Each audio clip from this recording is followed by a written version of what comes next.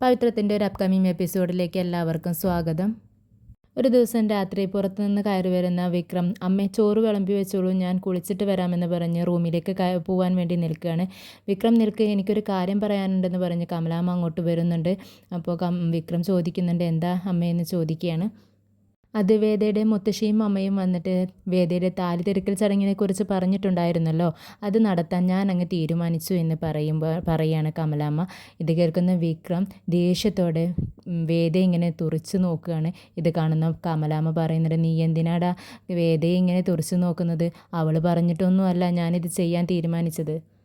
നീ കണ്ടില്ലേ ഇപ്പം തന്നെ നിൻ്റെ അച്ഛന് പറ്റിയ അപകടം, വേദയ്ക്ക് പറ്റാനിരുന്ന അപകടം, ഇതെല്ലാം ഈ താലി തെറുക്കൽ ചടങ്ങ് നടത്താത്തത് കൊണ്ടുള്ള അപശകുനങ്ങളാണ്. നീ അത് മനസ്സിലാക്കണം. ഞങ്ങളെ അമ്പലത്തിൽ പോയി വരുമ്പോൾ അവിടെ വെച്ചൊരു സ്വാമിയെ കണ്ടിട്ടുണ്ടായിരുന്നു. ആ സ്വാമിയും ഇത് തന്നെയാണ് പറഞ്ഞത്. ഇപ്പോൾ നമ്മുടെ കുടുംബത്തിന് വരാൻ പോകുന്ന എല്ലാ ദോഷങ്ങളും മാറാൻ ഈ ഒരു വഴി മാത്രമേ ഉള്ളൂ. അതുകൊണ്ട് ഞാനതങ്ങ് നടത്താൻ തീരുമാനിച്ചു എന്ന് പറയുകയാണ്. അമ്മ എന്തായി പറയുന്നേ? ആദ്യം ഇവളിവിടെ കയറി വന്നപ്പോൾ അമ്മ ഇവളെ സ്വീകരിച്ചില്ല, പുറത്ത് നിർത്തി. അതിനുശേഷം ഇവളെ കയറ്റി അകത്തിരുത്തി. കുറച്ച് ദിവസങ്ങൾ കഴിഞ്ഞപ്പോൾ അവൾക്ക് അകത്ത് കയറ്റിയിരുത്തി ഭക്ഷണം കൊടുത്തു, കിടക്കാൻ പായ കൊടുത്തു, ഇതെല്ലാം ചെയ്തു. ഇതെന്തിനാണ് ചെയ്തതെന്ന് ചോദിച്ചപ്പോൾ അമ്മയ്ക്ക് അതിനെല്ലാം ഓരോ ന്യായീകരണങ്ങളുണ്ടായിരുന്നു. അതെല്ലാം ഞാൻ മനസ്സിലാക്കുന്നു. ഇപ്പോൾ അമ്മ മരുമകളായും അംഗീകരിച്ചോ? എന്തിനാണ് അമ്മ എന്നെ ഇങ്ങനെ വിഷമിപ്പിക്കുന്നത്? ഞാൻ അവളുടെ കഴുത്തിൽ താലി കെട്ടി എന്ന് പറഞ്ഞാൽ ഞാനത് അറിവില്ലായ്മ കൊണ്ട് ചെയ്തതാണ്. അന്നേരത്തെ ഒരു പൊട്ടബുദ്ധിക്ക് ചെയ്തു പോയതാണ്. അത് വെറും ഒരു മഞ്ഞ ചരടല്ലേ അമ്മേ? അന്നേരം തന്നെ ഞാനത് അവളുടെ അടുത്ത് വലിച്ചെറിയാൻ പറഞ്ഞതാണ്. അവളത് കേട്ടില്ല. അമ്മ ഈ ചടങ്ങിനെ പറ്റി അച്ഛനോട് ചോദിച്ചോ എന്ന് ചോദിക്കുകയാണ് വിക്രം. അപ്പോൾ കമലാമ്മ പറയുന്നുണ്ട്, നീ അതൊന്നും അറിയേണ്ട ആവശ്യമില്ല, അച്ഛൻ്റെ അടുത്തൊക്കെ ഞാൻ പറഞ്ഞിരിക്കണു. അച്ഛൻ സമ്മതിക്കുകയും ചെയ്തു. പിന്നെ ഞാനെന്താ നിന്നോട് ഇത് പറയാൻ കാരണം എന്ന് വെച്ചാൽ ഇതിനെല്ലാം കാശിന് ചിലവുണ്ട്. നീയാണത് തരേണ്ടത്. അവളുടെ ഭർത്താവ് നീയല്ലേ അവളുടെ കഴുത്തിൽ താലി കെട്ടിയത്. അതുകൊണ്ട് നീ തന്നെ പൈസ തരണം എന്ന് പറയാണ്. കാശ് തരാനോ? എൻ്റെ കയ്യിലൊന്നുമില്ല. എന്തിനപ്പോൾ പൈസൻ്റെ ആവശ്യം എന്ന് ചോദിക്കുകയാണ് വിക്രം. പിന്നെ നീ കാണുന്നില്ലേ, അവളുടെ കഴുത്തിൽ ഒരു മഞ്ഞച്ചരടും കെട്ടിക്കൊണ്ടാണ് അവൾ ഇത്രയും കാലം കഴിഞ്ഞിരുന്നത്. ഇനി താലിത്തെറുക്കൽ ചടങ്ങിന് താലിയും വാങ്ങണം, അത് കോർത്തിടാനുള്ള സ്വർണ്ണമാലയും വാങ്ങണം. അത് നീ നിൻ്റെ കാശ് കൊണ്ടാണ് വാങ്ങേണ്ടത്. അങ്ങനെയാണ് നാട്ടു നടപ്പ്. ഞങ്ങൾ ചെറിയൊരു ഫംഗ്ഷൻ വെക്കുന്നുണ്ട്, അതിൽ നീ അവളുടെ കഴുത്തിൽ അത് കെട്ടിക്കൊടുക്കുകയും വേണം എന്ന് പറയാണ് കമലാമ്മ. ഇവൾക്കും വേണ്ടി ഒരു 5ൻ്റെ പൈസ ഞാൻ തരത്തില്ല. അമ്മ വേണമെങ്കിൽ പറഞ്ഞോ, ഈ വീട്ടു ചെലവിന് വേണ്ടിയിട്ട് എത്ര രൂപ വേണമെങ്കിലും ഞാൻ തരും. പക്ഷേ ഇവളുടേതായ ഒരു ആവശ്യത്തിന് വേണ്ടി ഞാനൊരു പൈസ പോലും അമ്മയ്ക്ക് തരത്തില്ല എന്ന് പറയുമ്പോൾ കമലാമ്മ ചോദിക്കുന്നുണ്ട്, നീ തരില്ല? ഉറപ്പാണോ? ഒരു 10 പൈസ പോലും നീ ഈ ഒരു ചടങ്ങിനായിട്ട് ചിലവഴിക്കില്ലെന്ന് ചോദിക്കുമ്പോൾ വിക്രം അങ്ങ് തറപ്പിച്ച് പറയാട്ടോ, തരത്തില്ല അമ്മേ, ഒരു പൈസ പോലും ഞാൻ തരത്തില്ല എന്ന് പറയാണ്. ഇത് കേൾക്കുന്ന ശ്രീജ പറയുന്നുണ്ട് കേട്ടോ, എന്താ വിക്രം, നീ എന്താ ഈ പറയുന്നത്? വേദ നിൻ്റെ ഭാര്യയല്ലാന്ന് നീ ഇങ്ങനെ പറയുന്നു. ഫസ്റ്റ് ടൈം നീ അത് പറഞ്ഞപ്പോൾ ഞങ്ങൾ അംഗീകരിച്ചു. വേദ ഇവിടെ കയറി താമസിക്കാൻ തുടങ്ങി. പക്ഷേ ഇപ്പോൾ ഇവിടുത്തെ ഒരു മരുമകളെ പോലെ തന്നെയല്ലേ? നീ അല്ലാന്ന് പറഞ്ഞാലും ഈ നാട്ടിലുള്ളവരെല്ലാം തന്നെ കമലയുടെ മരുമകളാണ് വേദ എന്നാണ് പറയുന്നത് എന്ന് പറയുമ്പോൾ ഞാനത് അംഗീകരിക്കുന്നില്ല എന്ന് പറയാണ് വിക്രം. പിന്നീട് നന്ദിനി ഇതൊക്കെ കേട്ടോണ്ട് അപ്പുറത്ത് നിൽപ്പുണ്ട് കേട്ടോ. നന്ദിനി പറയുന്നുണ്ട്, എന്തിനാണമ്മേ, അവന് ഇഷ്ടമല്ലാന്നുണ്ടെന്നുണ്ടെങ്കിൽ ഇതെന്തിനാ ഇങ്ങനെ നടത്തുന്നത്? അവനല്ലേ അവളുടെ താഴത്തെ താലി കെട്ടേണ്ടത്. അവൻ്റെ ഭാര്യയായി അവളെ വേദയെ അംഗീകരിക്കുന്നില്ല വിക്രം. പിന്നെ എന്തിനാ ഇങ്ങനെ നിർബന്ധിക്കുന്നത് എന്ന് ചോദിക്കുമ്പോൾ കമലാമ്മ പറയുന്നുണ്ട്, അതെ, നിൻ്റെ താലി തെറുക്കൽ ചടങ്ങ് കഴിഞ്ഞപ്പോൾ നീ എത്രത്തോളം സന്തോഷിച്ചു? നീയൊരു സ്ത്രീയല്ലേ, അതുപോലെ വേദയും ഒരു ഭാര്യയാണ്. ആ ഒരു ചടങ്ങ് നടത്തണമെന്നേ അവൾക്ക് നല്ല മോഹമുണ്ട്. ആരെന്ത് പറഞ്ഞിട്ടും കാര്യമില്ല, ഈ ഒരു ചടങ്ങ് ഞാൻ നടത്തിയിരിക്കും. നീ കാശ് തരണ്ട വിക്രം, എനിക്കറിയാം എങ്ങനെ കാശുണ്ടാക്കണമെന്നും ഈ ചടങ്ങ് എങ്ങനെ വൃത്തിക്ക് നടത്തണമെന്നും എനിക്കറിയാം. ഞാൻ ചെയ്തോളാം, നീ ഒരു പൈസയും തരണ്ട എനിക്ക് എന്ന് പറയാട്ടോ വിക്രം. കമലാമ്മ പറയുകയാണ്. ഇത് കേൾക്കുന്ന വേദ ചോദിക്കുന്നുണ്ട് കേട്ടോ, അമ്മ എങ്ങനെയാണ് ഇത്രയും കാശ് ഉണ്ടാക്കുന്നത്, എങ്ങനെയാണ് നടത്താൻ പോകുന്നതെന്നൊക്കെ ചോദിക്കുകയാണ്. അപ്പോൾ മോളെ, നീ ഒന്നും അറിയണ്ട, നീ ഒന്നും ടെൻഷൻ ആവുകയും വേണ്ട, അതെല്ലാം എനിക്ക് വിട്ടേക്ക്. പിന്നെ ഇത് എൻ്റെ കുടുംബത്തിൻ്റെ കാര്യമാണ്.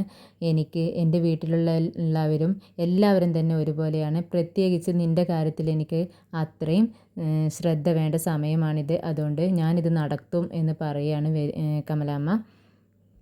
വേദ കമലാമ്മയെ കെട്ടിപ്പിടിക്കുന്നുണ്ട് കേട്ടോ. താങ്ക് യു സോ മച്ച് അമ്മേ എന്നൊക്കെ പറഞ്ഞുകൊണ്ട് കമലാമ്മയെ സന്തോഷത്തോടെ കെട്ടിപ്പിടിക്കുകയാണ്.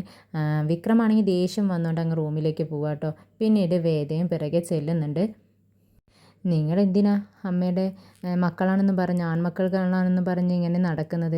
അമ്മയ്ക്ക് കാശിന് ആവശ്യം വന്നപ്പോൾ കൊടുക്കാൻ മക്കളാണ് കൊടുക്കേണ്ടത്.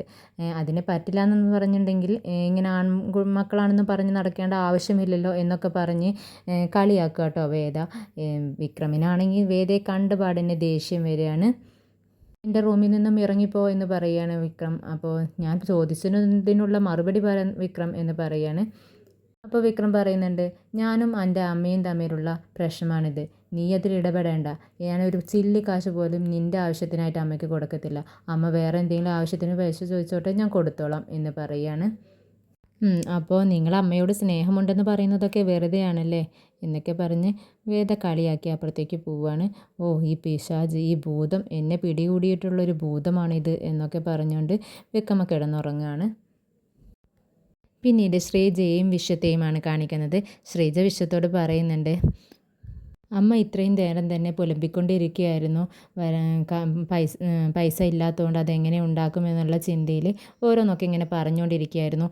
ഇപ്പോൾ അങ്ങോട്ട് പോയി ഉറങ്ങിയതേ ഉള്ളൂ എന്ന് പറയുകയാണ്. ഇത് കേൾക്കുന്ന വിശ്വം പറയും, എന്തിനാ വിക്രമിന് ഇങ്ങനെ ഒരു ആഗ്രഹമില്ല, അവൻ അവളെ അംഗീകരിക്കുന്നുമില്ല, പിന്നെ എന്തിനാ അമ്മ ഇതിനൊക്കെ നിൽക്കുന്നത്? അമ്മ തന്നെയല്ലേ നടത്താൻ വേണ്ടി തീരുമാനിച്ചത്, പൈസ ഉണ്ടാക്കാമെന്നും പറഞ്ഞത്, പിന്നെ എന്തിനാ പൈസ ഇല്ലയെന്നുണ്ടെങ്കിൽ ഇതിനൊക്കെ പിറകെ പോകാൻ നിൽക്കുന്നത്?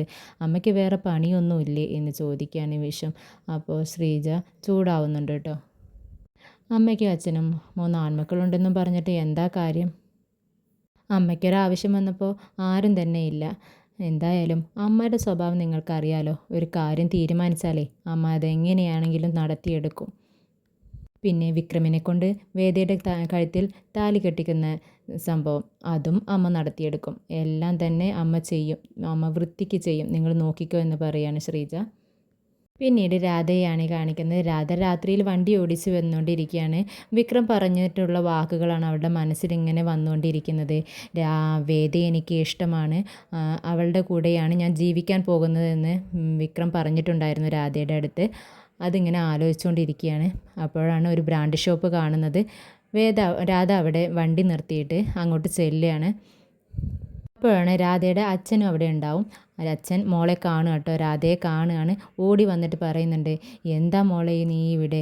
ഇത് തെറ്റാണ്, നീ എങ്ങോട്ടായി പോണത്? ഇത് തെറ്റാണ് മോളെ എന്ന് പറഞ്ഞുകൊണ്ട് പിറകെ ചെല്ലുന്നത്. പക്ഷേ രാധ ദേഷ്യത്തിൽ അച്ഛൻ്റെ കൈയൊക്കെ തട്ടി മാറ്റി ബ്രാൻഡ് ഷോപ്പിലേക്ക് കയറുകയാണ്. പിന്നീട് കമലാമ്മ മാഷിനുള്ള ഗുളിക എടുത്തുകൊണ്ട് കൊടുക്കുകയാണ്. പ്രഷറിനുള്ള ഗുളിക കൊടുക്കുകയാണ്. അപ്പോൾ മാഷ് പറയുന്നുണ്ട്, കമലേ നിനക്കറിയോ, എൻ്റെ അമ്മയ്ക്ക് ഇപ്പോഴും പ്രഷറുമില്ല, ഷുഗറുമില്ല, ഒന്നുമില്ല. എന്തുകൊണ്ടാണെന്നറിയോ? അമ്മയ്ക്കൊരു മകനേ ഉള്ളൂ, അമ്മയ്ക്കൊരു ടെൻഷനും ഇല്ല. പക്ഷേ എനിക്കോ 3 മക്കളുണ്ട്. എന്നിട്ടോ അവരെനിക്ക് തന്നുകൊണ്ടിരിക്കുന്നത് എന്താ? സന്തോഷമാണോ? അല്ല, ദുഃഖം മാത്രമേ തരുന്നുള്ളൂ. അതുകൊണ്ടാണ് എനിക്ക് പ്രഷർ വന്നിട്ടുള്ളത്, അറിയോ?